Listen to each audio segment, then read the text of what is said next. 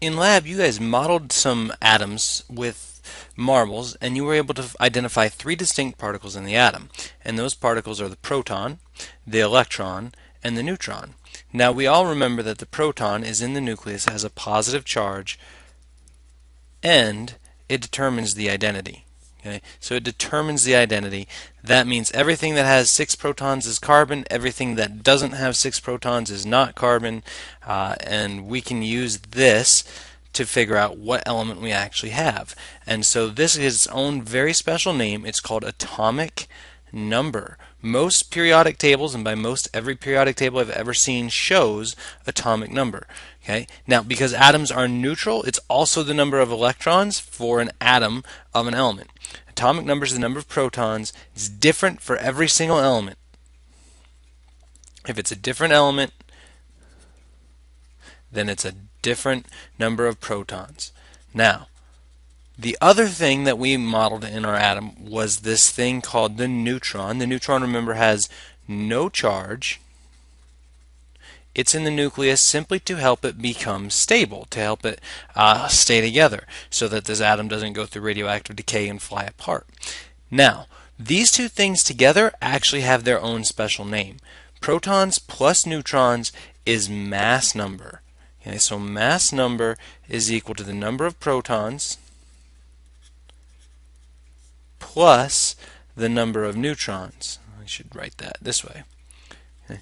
Now, almost no periodic tables show this. Okay? I do have one that does. Okay, I'm going to show you that. So here's a typical periodic table.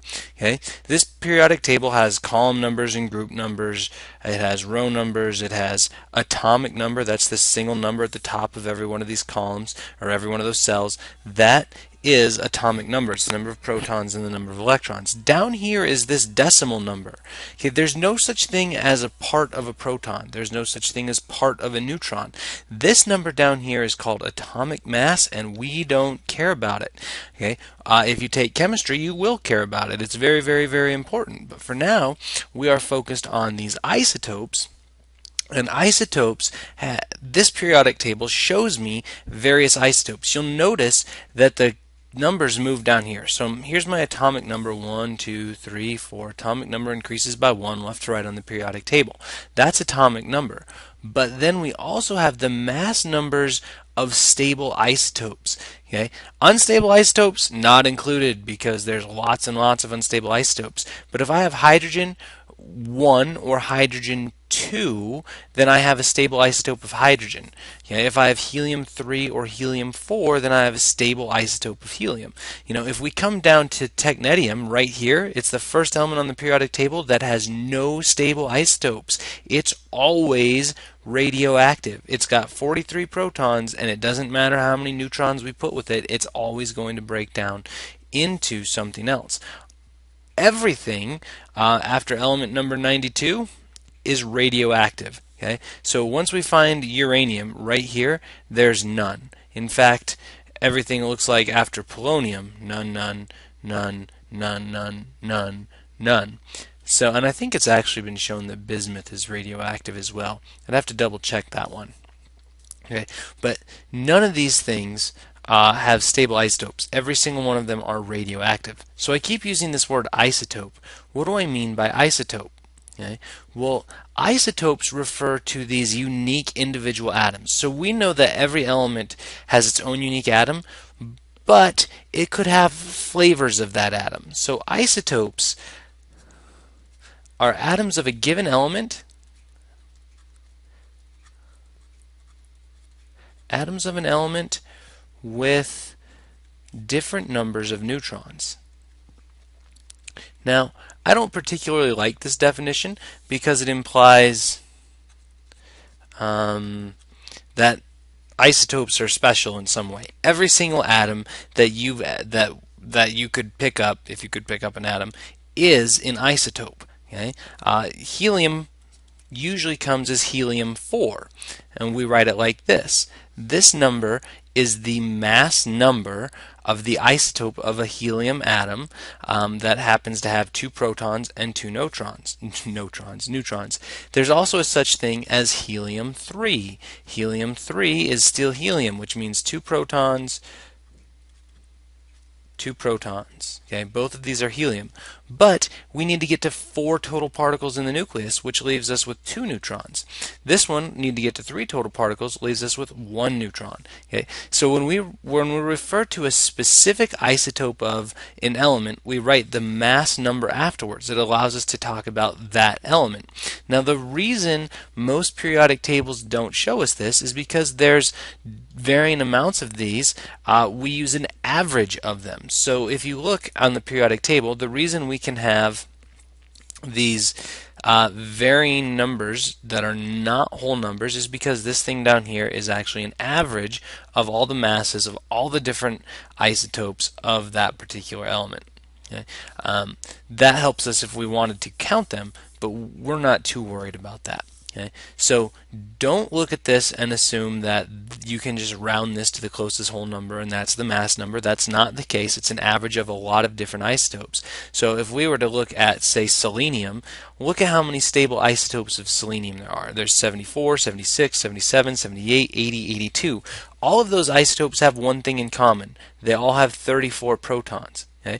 The first one has 40 neutrons because they add up to 74. The next one 42, the next one 43, 44, 46, 48. Okay, but the number of protons is the same for every single element. Now, carbon actually has another flavor of unstable isotope. Actually, this one's listing stable. There's a such thing as carbon-12, which is very, very common.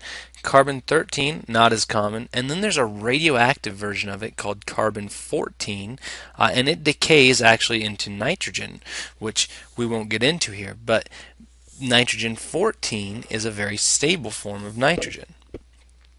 Alright, so we've got these protons, positive things in the nucleus, neutrons, neutral things in the nucleus, and by changing the number of neutrons, we can change the mass of an atom without changing the identity of the atom. So we still have the same element, but we've made its mass slightly different, or we can make it radioactive or not. So that's what I say when I say the number of neutrons determines stability. If it's got the right number of neutrons, it could be stable. If it's got the wrong number of neutrons, it is not.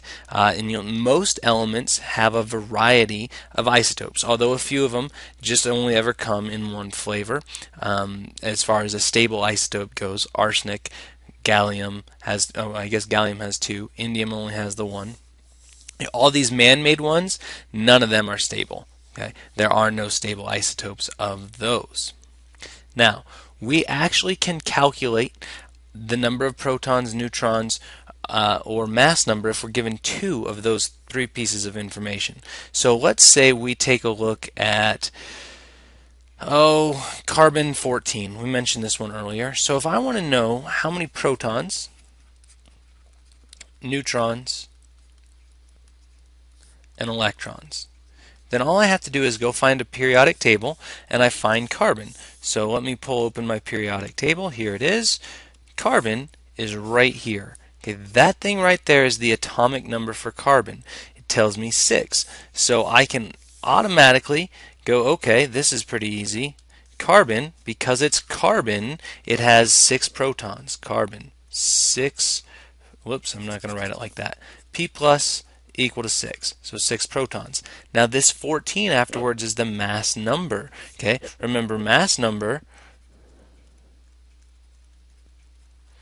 is equal to atomic number plus neutrons. Okay, so that lets me see that this is 14 is equal to 6 plus the number of neutrons. Well, if I subtract 6, there are 8 neutrons. Okay, so neutrons equals 8. What about electrons? Well, atoms are neutral. If it's got 6 protons, it also has 6 electrons. Okay, so 6 of those, 6 of these. Let's do another problem. Let's take a look at carbon-13. I don't even have to go to the periodic table anymore. It's carbon. Okay, if it's carbon, it has 6 protons. That's what makes carbon carbon.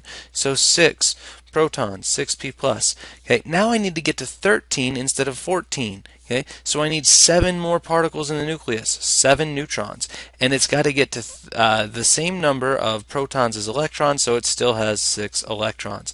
Those two balance because the atom has an overall neutral charge. This gets me up to 13 for the nucleus. Okay, so don't confuse these things. Atomic number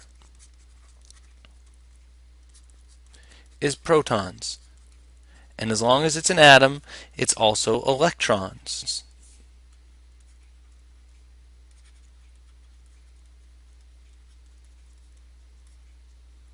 Okay. This is listed on every single periodic table. Then there's this thing called mass number. Okay. This is protons plus neutrons. Okay. It's the sum of these. It's not listed on most periodic tables. A few of them show it, and sometimes if you delve deeper into like an app that has a periodic table, that it'll show you the stable isotopes. And then there's one more little thing that I'm just going to mention so you don't confuse it. Okay? There's this thing called atomic mass, and it's an average mass of all isotopes of an element. Okay. And this is what's listed on most periodic tables. So when you're looking at a periodic table, okay, and you're looking at this number, remember that is not mass number, that's atomic mass. I know they all have similar names, but they are different things. Okay? So don't worry about that number. Instead, you have to look for a periodic table that either lists these or they have to be given. So those are the mass numbers of stable isotopes.